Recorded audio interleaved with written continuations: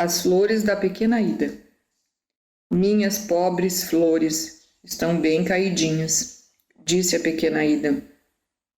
Ontem mesmo, no fim do dia, elas estavam muito bonitas, mas agora todas as folhas estão caindo. Por que elas fazem isso? Ela perguntou ao colega de escola, sentado no sofá. Os dois eram muito amigos e Ida o adorava, porque ele contava as melhores histórias e sabia recortar em papel as figuras mais divertidas, como corações com mocinhas dançando dentro e grandes castelos com portas que abriam e fechavam. Ele era um estudante muito alegre. Por que as flores estão tão desmaiadas hoje? Ela perguntou de novo, mostrando para ele um buquê de flores desmaiadas. Você não sabe? O estudante respondeu. As flores foram a um baile ontem à noite e hoje estão cansadas, é por isso que estão com as cabeças caídas. Ora, que ideia! Ele exclamou. Flores não dançam. Mas é claro que dançam. Quando está escuro e todos nós já estamos na cama, elas pulam por aí na maior alegria. Fazem baile quase toda a noite. E os filhos delas também podem ir aos bailes? Perguntou Ida. Ah, sim, margaridas e lírios, bem pequenos, também vão. E quando é que as flores mais bonitas dançam? Você já não esteve naquele jardim grande, fora dos portões da cidade, em frente ao castelo onde o rei passa os verões? Aquele jardim repleto de flores adoráveis. Você com certeza se lembra dos cisnes que se aproximam nadando quando nós jogamos pedacinhos de pão. Pode acreditar. Lá acontecem bailes maravilhosos. Estive lá com minha mãe ontem mesmo, Ida respondeu, mas não tinha folhas nas árvores e não vi uma única flor. O que houve com elas? Havia tantas no verão. Agora elas estão dentro do palácio, respondeu o estudante. Assim que o rei e a corte voltam para a cidade, as flores deixam o jardim e se mudam para o palácio, onde se divertem bastante. Ah, se você pudesse ver! As duas rosas mais bonitas se sentam no trono e brincam de ser rei e rainha. E todas aquelas cristas de galo altas ficam de pé ao lado fazendo mensuras, são os mordomos. Então todas as flores bonitas chegam e fazem um grande baile. As violetas azuis representam os cadetes da marinha. Elas dançam com os jacintos e açafrões, que fazem o papel das moças. As tulipas e os lírios mais altos representam as senhoras mais velhas, viúvas, que cuidam para que as danças sejam feitas direitinho e para que todos se comportem como devem. E não tem ninguém que castigue as flores por elas ousarem dançar no castelo do rei? Ida perguntou. Ninguém sabe que elas fazem isso, respondeu o estudante. É possível que, uma vez por noite, o velho mordomo do castelo faça a ronda e venha com seu molho de chaves verificar se está tudo bem. Porém, assim que as flores ouvem o tilintar, elas ficam totalmente imóveis ou então se escondem atrás das longas cortinas de seda das janelas. Então o velho mordomo diz: Ora, é perfume de flores o que estou sentindo? Mas não consegue ver nada. Isso é muito engraçado, a pequena Ida exclamou, batendo as mãozinhas encantada. Mas e eu? Não conseguiria ver as flores? Claro que sim, o estudante garantiu. Você só precisa se lembrar de espiar pelas janelas da próxima vez que for ao palácio. Eu mesmo fiz isso outro dia e vi um lírio amarelo bem comprido sentado no sofá. Era um nobre da corte. As flores do jardim botânico também vão ao baile. Elas conseguem ir tão longe? Com certeza, respondeu o estudante, pois as flores podem até voar se quiserem. Você já viu aquelas borboletas super bonitas, amarelas e vermelhas, que se parecem muito com flores? Pois é, exatamente o que elas são. Elas deixam os caules e vão bem alto, batendo as pétalas como se fossem asas, e assim chegam voando. Como recompensa por sempre se comportarem bem, elas têm a permissão para voar também durante o dia, em vez de terem de que ficar paradas em casa, imóveis nos caules, até que suas pétalas se transformem em asas de verdade. Isso você mesma viu. E o estudante continuou. No entanto, pode ser que as flores do jardim botânico nunca tenham ido ao castelo do rei. Talvez elas nem saibam dos festejos que ocorrem ali todas as noites. Mas vou lhe dizer uma coisinha. Da próxima vez que você for ao jardim, cochiche para uma das flores que um grande baile vai acontecer no castelo. A notícia vai se espalhar e todas elas partirão. Daí, quando o professor for ao jardim, não vai encontrar nenhuma flor e jamais vai conseguir imaginar o que aconteceu. Mas como uma flor vai contar para outra? Tenho certeza de que flores não falam. Não mesmo. Quanto a isso, você está certa. Elas não conseguem falar, mas podem fazer sinais. Você já reparou que, quando o vento sopra um pouquinho, as flores acenam uma para as outras e movem suas folhas verdes? Elas conseguem se entender desse jeito, tão bem quanto nós nos entendemos conversando. Será que o professor entende a mímica delas? Ida perguntou. Ah, sem dúvida. Pelo menos uma parte. Ele foi ao jardim certa manhã e viu uma grande urtiga fazendo sinais com as folhas para um lindo cravo vermelho. Ela estava dizendo: Ah, você é tão bonito, eu te amo com todo o meu coração. Mas o professor não gosta desse tipo de coisa e podou as folhas da urtiga, que são como os dedos dela. Ela reagiu queimando o professor. Depois disso, ele nunca mais se atreveu a tocar uma urtiga de novo. Ha, ha, ha! Isso é muito engraçado. Como é possível enfiar tanta bobagem na cabeça de uma criança? Perguntou um conselheiro chato que tinha ido fazer uma visita. Ele não gostava do estudante e sempre caçoava dele quando o encontrava, recortando em cartolina figuras como a de um homem pendurado em uma forca segurando um coração. Para mostrar que era um ladrão de corações, ou uma bruxa voando no cabo de uma vassoura, carregando o marido na ponta do nariz. O conselheiro não suportava tais gracinhas e falava sempre como estava falando agora. Como alguém pode botar tanta besteira na cabeça de uma criança? Isso não passa de tolice. Para a pequena Ida, porém, tudo o que o estudante tinha contado era muito engraçado e a deixara refletindo. Ela agora tinha certeza de que as flores, ontem tão bonitas e hoje tão caídas, estavam cansadas por terem ido ao baile. Ida as apanhou e levou para a mesa onde ficavam seus brinquedos. A boneca estava dormindo, mas Ida cochichou para ela. Você tem que se levantar e se contentar em dormir na gaveta esta noite, porque as coitadas das flores estão desmilinguidas e precisam da sua cama para dormir. Assim, quem sabe, elas estarão bem de novo amanhã. Dizendo isso, ela tirou a boneca, que pareceu bem irritada por ter de ceder seu leito para as flores.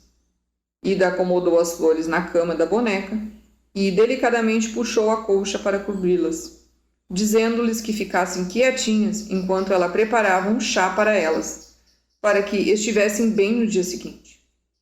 E fechou as cortinas, próximas da cama, para que a luz do sol não batesse nos olhos delas. Durante toda a noite, ela só pensava no que o estudante havia contado. Quando ela mesma foi para a cama, correu até a janela, onde ficavam as tulipas e os jacintos da mãe. Ida sussurrou: Eu bem sei que vocês vão ao baile hoje à noite. As flores fizeram de conta que não estavam entendendo e não mexeram uma única folhinha. Mas isso não impedia Ida de saber o que sabia.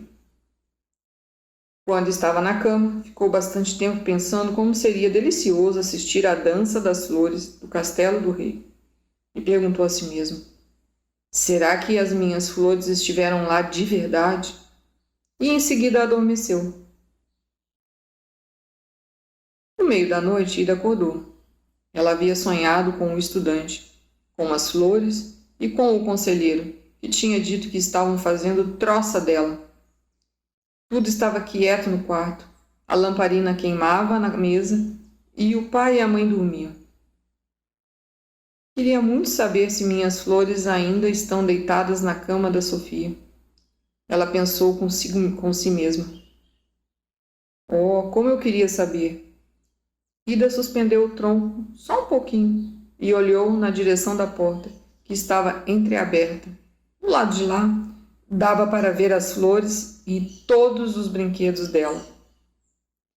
A menina apurou os ouvidos e pareceu que escutava alguém tocando piano, mas bem discretamente e com mais doçura do que ela jamais ouvira antes. Agora todas as flores com certeza estão dançando, ela pensou. Ah, eu queria tanto ver. Mas ela não ousava levantar, por receio de despertar o pai e a mãe. Se elas pelo menos viessem dançar aqui. Porém, as flores não foram até lá, e a música continuou tão bonita que, no fim, ela não conseguiu mais se segurar e com o maior cuidado se arrastou para fora da cama. Foi pé ante pé até a porta e espiou a sala. Que bela visão! Não havia lamparina, mas, mesmo assim, a sala estava bem clara. A lua brilhava através da janela e iluminava todo o chão. Era quase como se fosse de dia. Os jacintos e as tulipas estavam lá, de pé, em 2 filas. Nenhum botão tinha ficado na janela, onde agora só estavam os vasos. No chão todas as flores dançavam com muita graça e leveza, dando rodopios e se segurando mutuamente pelas longas folhas verdes enquanto giravam. Ao piano estava sentado um lírio amarelo muito grande, que a pequena Ida se lembrava de ter visto no verão, pois recordava que o estudante havia dito: "Esse lírio não parece a senhorita Laura?" E todos tinham dado risada naquela comparação. Mas agora a pequena Ida estava achando de verdade que o lírio era muito parecido com a senhorita. Ela tocava da mesma forma que ela, curvando o rosto amarelo de um lado ao outro e balançando a cabeça para marcar o tempo da linda canção. Agora, um açafrão azul bem alto estava dando um passo à frente, inclinando-se sobre a mesa onde estão os brinquedos de Ida, chegando à cama da boneca e abrindo as cortinas. Lá estão as flores doentes, mas elas se erguem de imediato, cumprimentam as companheiras e fazem um sinal de que gostariam de se juntar à dança. Elas não parecem nem um pouco doentes agora. De repente houve um grande barulho, como se algo tivesse caído da mesa. Ida olhou naquela direção e viu que era a varinha que ela tinha encontrado em sua cama na terça de carnaval. A varinha parecia querer estar com as flores. Ela era bem bonita, pois tinha uma figura de cera sentada na ponta, e a figura era a cara do conselheiro. A varinha começou a dançar, e a figura de cera que estava montada nela foi ficando cada vez mais larga e mais comprida, até atingir o mesmo tamanho do conselheiro, e passou a dizer: "Como é que alguém pode pôr tanta besteira na cabeça de uma criança?" Era muito engraçado, e a pequena Ida não conseguia segurar o riso, pois a varinha continuava dançando, e o conselheiro, estivesse grande ou pequeno, como a figura de cera, era obrigada a dançar também. Não tinha outro jeito. Mas, então, as outras flores o aconselharam, especialmente aquelas que tinham ocupado a cama da boneca. E, por fim, a varinha foi embora em paz. Ao mesmo tempo, houve uma batida bem alta vinda do interior da gaveta onde Sophie, a boneca de Ida, estava com vários outros brinquedos. Ela pôs a cabeça para fora e perguntou, muito surpresa: "Está havendo um baile aí? Por que ninguém me chamou?" Sophie sentou no tampo da mesa esperando que alguma flor a convidasse para dançar, mas ninguém a chamou. Então ela se deixou cair no chão de forma a provocar um barulho bem alto. Daí todas as flores vieram perguntar se ela havia se machucado. e foram muito educadas, especialmente as que vinham ocupando a cama dela. Ela não tinha se ferido nem um pouco, e as flores agradeceram por usar sua linda cama e a levaram para o centro da sala, onde a luz brilhava, e dançaram com ela, enquanto as demais flores formavam um círculo em volta. Então, agora Sophie estava satisfeita e falou que elas podiam ficar com a cama, pois ela não se importava nem um tiquinho de dormir na gaveta. Mas as flores responderam: nós lhe agradecemos muitíssimo pela sua gentileza, mas não vamos viver o suficiente para precisar da sua cama. Estaremos mortas amanhã. Mas diga para a pequena Ida que ela deve nos enterrar no jardim, perto da sepultura do canário. Assim, no próximo verão, nós vamos acordar de novo, e ainda mais lindas do que este ano. Ah, mas vocês não podem morrer? Disse Sophie, beijando-as enquanto falava. Um grupo imenso de flores entrou dançando. Ida não conseguia imaginar de onde poderiam ter vindo, a menos que fosse do jardim do rei. Duas lindas rosas lideravam, usando coroas de ouro. Atrás vinham goivos e cravos que se curvavam diante de todos os presentes. Eles trouxeram uma banda de música. Com eles, jacintos selvagens e flocos de neves tocavam alegres sininhos. Era praticamente uma orquestra completa. Seguindo este primeiro grupo veio uma quantidade enorme de flores, todas dançando. Violetas, margaridas, lírios e muitas outras. Um deleite para os olhos. Por fim, todas as flores se despediram felizes. A pequena Ida também voltou para a cama, para sonhar com tudo o que tinha visto. Quando acordou na manhã seguinte, foi logo até a mesinha, para ver se as flores estavam lá. Puxou as cortinas da pequena cama. Sim, lá estavam as flores, porém, muito mais desbotadas hoje do que ontem. Sophie estava na gaveta e parecia dormir a sono alto. Você se lembra do que devia falar para mim? Ida perguntou a ela. Mas Sophie fez cara de boba e não disse nem uma palavrinha. Você não tem um pingo de educação, Ida lhe disse. Mesmo assim, as flores deixaram você dançar com elas. Então ela pegou do meio dos brinquedos uma caixa de papelão com pássaros pintados nas laterais e lá dentro colocou as flores mortas. Isso vai ser um belo caixão, disse ela. Quando meus primos vierem me visitar, vão me ajudar a enterrar vocês no jardim. E assim, no próximo verão, vocês vão crescer de novo e ainda mais bonitas. Os dois primos, Gustave e Adolphe, eram meninos muito bem dispostos. O pai deles tinha dado a cada um de presente um conjunto de arco e flecha, e eles levaram para mostrar para Ida. Ela lhes contou sobre as pobres flores que tinham morrido e precisavam ser enterradas no jardim. Os meninos imediatamente se puseram a caminho, com um arco e flecha cruzados nas costas, e Ida caminhou logo atrás, carregando as flores mortas em seu lindo caixão. Uma pequena cova foi aberta para elas no jardim. Primeiro Ida as beijou, depois as depositou na terra. E Adolphe e Gustavo, que não tinham armas nem canhões, atiraram com o arco e flecha por cima da sepultura.